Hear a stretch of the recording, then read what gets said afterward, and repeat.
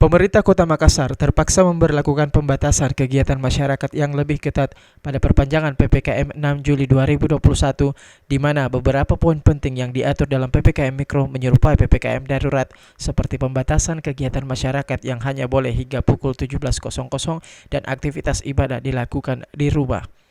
Wali Kota Makassar Muhammad Ramdan Pomanto mengatakan Makassar sebenarnya tidak masuk dalam kategori pelaksanaan PPKM darurat, namun karena status zona orange kasus penularan COVID-19, maka Pemkot Makassar berlakukan PPKM Mikro yang lebih ketat dari sebelumnya, di mana kegiatan perkantoran dilakukan 75% di rumah dan 25% di kantor.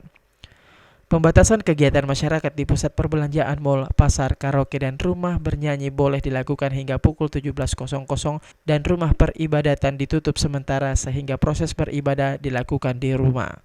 Sekalian, sebenarnya Makassar itu tidak masuk dalam daftar dalam 4 tingkatan yang ditetapkan dalam PPKM Mikro, apalagi PPKM Mikro Darurat. Karena ada 4 tingkatan itu, level 1, level 2, level 3, level 4. Nah, akan tetapi kita kena dalam hukum zona orange.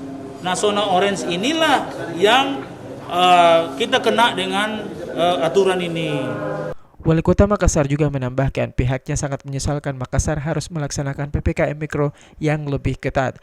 Namun sesegera mungkin Pemkot Makassar akan bergerak cepat untuk menurunkan tim detektor untuk mendeteksi status kesehatan masyarakat, sehingga kemungkinan pemberlakuan PPKM Mikro yang ketat hanya dilakukan di beberapa wilayah RT, RW, dan kelurahan yang berstatus zona hitam, merah, dan orange. Ira, Fajar TV dan Fajar Radio melaporkan.